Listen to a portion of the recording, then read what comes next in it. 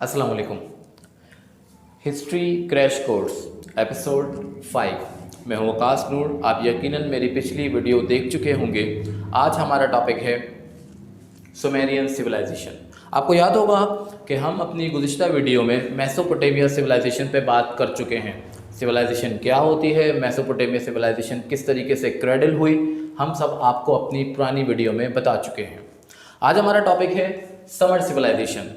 पहले हम बात करते हैं इसकी एग्जैक्टली लोकेशन कहाँ थी, कहाँ पर ये सिविलाइजेशन फ्लरिश हुई, ग्रो की और इनमें क्या क्या इन्वेंशंस हुई। सबसे पहले आपको मैप जानना ज़रूरी है। मैप में आपको अपनी पिछली वीडियो में समझा चुका हूँ कि टर्की के साउथ वर्ल्ड में यानी कि टिग्रिस और यूफ्रेटिस का जो इलाका था, जो कि फर्टाइल क्रिसेंट के नाम से मशहूर है, यहाँ इसके साउथ में यानी इस पार्ट में समर सिविलाइजेशन, जो कि मेसोपोटामिया का सब पार्ट था, यहाँ पर समर सिविलाइजेशन स्टार्ट हुई और ग्रो भी करना शुरू हो गई। ये टाइम पीरियड था आज से 5000 साल पहले। टू रिवर सिविलाइजेशन यानी मेसोपोटामिया का सब पार्ट समर सिविलाइजेशन।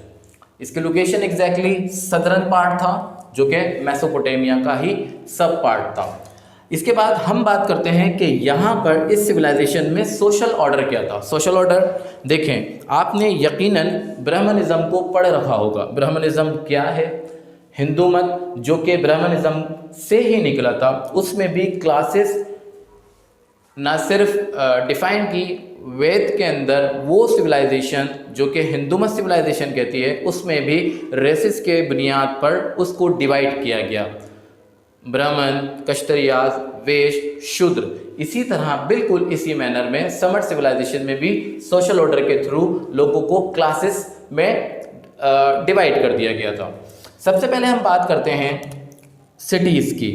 सिटीज़, वहाँ पे समर सिविलाइजेशन की तरफ छोटे छोटे टाउन्स बना दिए गए जिनको सिटीज़ का नाम दिया गया। इन सिटीज़ की खास बात क्या थी? एक्चुअली ये पॉलीथियस्ट थे, यानी कि बहुत से खुदाओं में इनका यकीन था। हर शहर के अपने अपने खुदा हुआ करते थे। इसके बाद इनको जो रूल किया गया, उसके रूलर्स जो थे वो हर किंग, हर बादशाह, हर इलाके का अलग रूलर हुआ करता था और वहाँ पे रूल किया करता था। इनको 4 मेजर क्लासेस में डिवाइड कर दिया गया।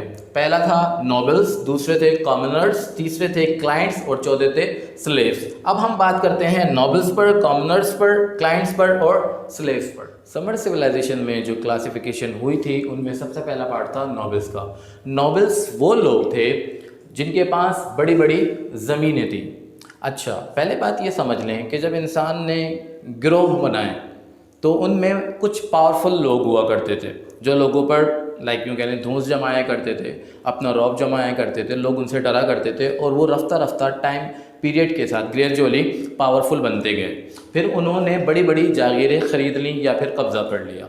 तो नोबल्स वही लोग थे जिन्होंने न सिर्फ स्टेट्स बनाई बल्कि उन पर कब्ज़े भी किए। साथ में इनका एक दूसरा भी काम हुआ करता था जो कि मेंटेनिंग का था। मेंटेनिंग से मुराद यानी कि ज़ेगुरेट्स। ज़ेगुरेट्स वो एंशियंट टेम्पल्स थे जिनके, जैसे मैं आपको अभी बता चुका हूँ कि उनके पास हर शहर का अपना एक मुख्तलिफ खुदा हुआ करते थे। उन खुदाओं की पूजा के लिए वो मनादिर बनाया करते थे। मंदिर की देखभाल, उनको मेंटेन करना। अच्छा, मेसोपोटामिया में और सुमेरिया में यानी कि जो जो टेम्पल्स थे उनको एक पर्टिकुलर वर्ड के साथ रेफर किया जाता है जिसे ज़ेगुरेट कहते हैं, यानी कि टेम्पल। तो उनका मेंटेन करने का काम भी नोबल्स के पास हुआ करता था। इसके बाद आते हैं कॉमनर्स पर। कॉमनर्स वो लोग हुआ करते थे जो फार्मर्स हों, कार्ट रन किया करते थे।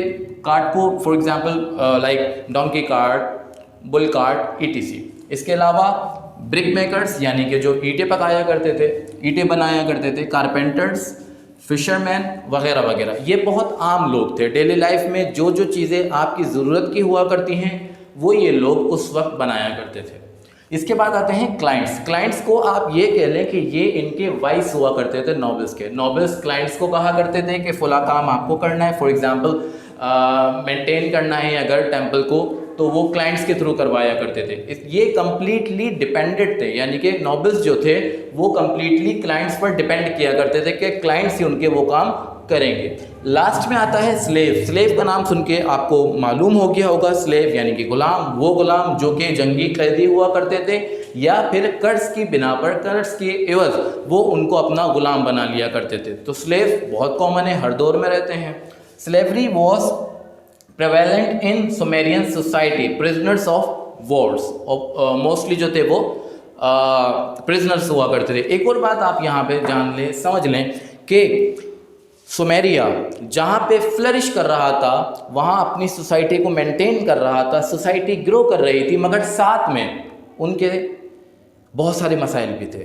जैसे कि मैं आपको बता चुका हूँ कि मेसोपोटामिया एक बहुत बड़ा फर्टाइल क्रेसेंट रीजन था जहाँ पे मुख्तलिफ सेटलमेंट्स हुई। अब जहाँ जहाँ सेटलमेंट्स होती रही वहाँ वहाँ लोगों ने अपने कब्जे बना लिए, सिविलाइजेशन बन भी रही थी और साथ में होस्टाइल टेरिटरीज भी तैयार हो रही थी। सुमेरियन को अब डर था उन लोगों से जो उनके नज़दीकी इलाकों में आकर आबाद हो गए। जहाँ पे सुमेरियन डेवलपमेंट कर रहे थे वहाँ उनके लिए प्रॉब्लम था कि किस तरीके से उन होस्टाइल रीजन्स जहाँ पर उनके दुश्मन आबाद थे, उन पर हमला किया करते थे, उनसे किस तरह से निजात पाई जाए। जहाँ पर सुमेरियंस अपनी इनोवेशंस कर रहे थे वहाँ पे उनके साथ कुछ नेचुरल डिज़ास्टर्स के मसाइल भी थे। वो नेचुरल डिज़ास्टर्स क्या थे? सबसे पहले हम देखते हैं कि उनकी प्रॉब्लम्स क्या थी। प्रॉब्लम नंबर 1, सीजनल फ्लड की वजह से अक्सर व बेशतर उनकी जो कल्टीवेशन थी, फील्ड्स थी, वो तबाह हुआ करती थी। सुमेरियंस को ये आइडिया नहीं था कि इसको किस तरह से रोका जाए। चुनाचा उन्होंने उसका सॉल्यूशन निकाला कि कैनाल्स खोदना शुरू कर दी। They dug canals over there so they could protect their fields by easily. Later on droughts के जो सीजन्स आया करते थे, उन ड्राफ्ट्स के सीजन्स में उनको पानी का बहुत ज़्यादा फुकदान हुआ था। उनको ये आइडिया नहीं था कि कैनाल्स में यानी कि कोई भी वाटर नेचुरल बॉडी को किसी भी तरह से चेंज करके उसको डाइवर्ट करके पानी को स्टोर किया जा सके। लेटर ऑन में कैनाल्स की मदद से अपनी वो वाटर बॉडीज़ बनाई। इसके साथ साथ उनको अपने दुश्मनों का बहुत खतरा था, attacks from hostile neighbours, but ultimately they decide to build boundary walls. उन्होंने अपनी सराउंडिंग्स में बाउंड्री वॉल्स बनाई, जिसे आज की ज़ुबान में हम फोर्ट्स कह सकते हैं, क्ले तामीर किए ताकि वो अपने एनिमीज से, अपने फोर्स से प्रोटेक्ट रह सकें। इन दो काम की वजह से सुमेरियन सिविलाइजेशन अपने आप को सस्टेन करने में काफ़ी कामयाब रही। मगर कहानी यहाँ पर ख़त्म नहीं हुई, सुमेरियंस को अब भी प्रॉब्लम्स थी। आइए पहले बात कर लेते हैं उनका राइटिंग सिस्टम। जितने भी हिस्टोरियंस है, आर्कियोलॉजिस्ट है, उनका ये मानना है कि दुनिया में सबसे पहले जो ज़बान बनी, वजूद में आई, वो सिर्फ़ और सिर्फ सुमेरियंस की दान की हुई है। जी हाँ, सुमेरियंस वो लोग थे जिन्होंने सबसे पहले राइटिंग सिस्टम को ईजाद किया। उसकी एक बहुत मशहूर जो नज़म है, एपिक ऑफ गिलगमेश, ये एक पॉम है, हम इस पर बात करते हैं। मगर हम ये बात करते हैं कि जब उन्होंने राइटिंग सिस्टम को इन्वेंट किया तो वो लिखा कहाँ करते थे, जिसे हम कहते हैं क्ले टैबलेट्स, जिसे आमतौर पे कनिफॉर्म कहा जाता है। कनिफॉर्म वो थी जो तख्तियाँ, आज आपके पास मौजूद टैबलेट है जो कि वर्चुअल है, उनके पास रियल हुआ करता था। ये चिकनी मिट्टी से बनाए गए थे और वहाँ पे वो ड्राफ्ट किया करते थे। उसी में जब एक्सकेवेशन हुई तो जॉर्ज स्मिथ नामी एक शख्स जो कि हिस्टोरियन भी था, आर्कियोलॉजिस्ट था, 1872 में उसको वो मिलती है और उसको ट्रांसलेट करता है, सिंबॉलिक लैंग्वेज को कन्वर्ट करता है, डिसाइफर किया करता है। करने के बाद हमें पता चलता है कि सुमेरियंस जो थे वो पहले इन्वेंट कर चुके थे लैंग्वेज को, राइटिंग सिस्टम को।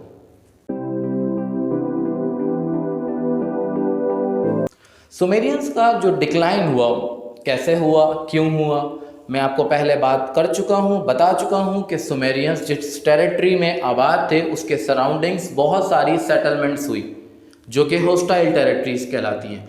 वहाँ उनके जो नेबर्स थे वो उनके लिए होस्टाइल होते रहे, उनके दुश्मन बनते रहे। सुमेरियंस उनसे लड़ते रहे, जंगें होती रहीं और ये सिलसिला जारी और सारी रहा। इसी तनाजुर में उनकी जो डेवलपमेंट्स थी वो ज़रूर रही, मगर सुमेरियंस बाकी नहीं रहे। अब हम बात करेंगे बेबीलोनियंस पे। बेबीलोनियंस सुमेरियंस की तरह एक सिविलाइजेशन थी जो कि नज़दीकी टेरिटरी में आबाद थी। बेबीलोनियन सिविलाइजेशन बिल्कुल सुमेरियन के नज़दीक, ये सिविलाइजेशन भी उसी टाइम पीरियड में फ्लरिश कर रही थी, मगर साथ में सुमेरियन और बेबीलोनियन में कुछ तफरीक थी। उनकी इनोवेशंस सुमेरियन से काफ़ी मुख्तलिफ थी। बेबीलोनिया जो सिविलाइज्ड हुई, उस सिविलाइजेशन में उनकी जो इनोवेशंस हैं वो 5 मेजर हैं। सबसे पहले उन्होंने व्हील की ईजाद की, उन्होंने टाइम को डिज़ाइन किया, उन्होंने कैलेंडर्स बनाए, उन्होंने प्लो बनाया, उन्होंने ही सनडाइल क्लॉक बनाई। ये अपना कंट्रीब्यूट करके चले गए। Babylonian civilisation, Sumerian civilisation, Mesopotamia civilisation, ये वही दौर था जो कि हज़रत ईसा अलैहिस्सलाम से पहले की सिविलाइजेशंस थी। अल्लाह रब्बुल इज़्ज़त ने अपने हर दौर में मुख्तलिफ़ पैगंबर नबी भेजे ताकि लोगों की हिदायत की जा सके। मैं आपको पहले बता चुका हूँ कि ये मुख्तलिफ़ खुदाओं की पूजा किया करते थे, उनको अपना खुदा माना करते थे। अल्लाह ताला ने इनकी हिदायत के लिए उस वक्त कौन से पैगंबर रसूल भेजे जो उनको आकर राह रास्त पर ला सकते थे। उन पैगंबर और औलिया कराम के बारे में जानने के लिए हमारी डिस्क्रिप्शन में जो मौजूद लिंक है उस पर क्लिक करें और जानिए कि इस सिविलाइजेशन में कौन से पैगंबर और रसूल आए। जब तक के लिए अल्लाह हाफ़िज़। मैं हूँ वकास नूर।